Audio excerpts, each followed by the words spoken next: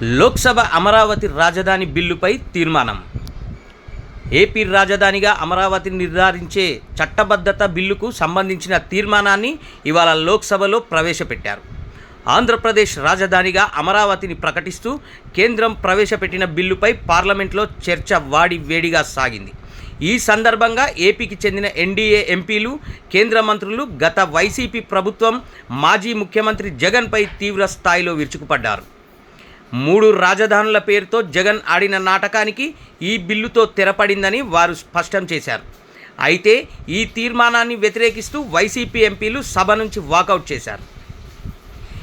ఈ సందర్భంగా YCP parliament సభ్యుడు మిథున్ రెడ్డి మాట్లాడుతూ బిల్లు ప్రస్తుత స్వరూపాన్ని తాము వ్యతిరేకిస్తున్నామని తెలిపారు. రాజధానిని ఎప్పటిలోగా నిర్మిస్తారో ప్రభుత్వం స్పష్టంగా చెప్పడం లేదని ఆయన అన్నారు.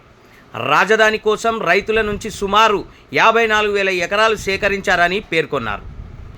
అనంతరం బీజేపీ సభ్యురాలు దగ్గుబాటి పురంధేశ్వరి మాట్లాడుతూ రాష్ట్ర విభజన తర్వాత రాజధాని లేని రాష్ట్రంగా ఏపీ ప్రస్థానం ప్రారంభించిందని ఆవేదన వ్యక్తం చేశారు. నాడు ప్రధాని నరేంద్ర మోడీ అమరావతికి శంకుస్థాపన చేశారని గుర్తు చేశారు. వైసీపీ ప్రభుత్వ హయాంలో రాజధాని అంశంలో అస్థిరత ఏర్పడిందని ఆమె విమర్శించారు.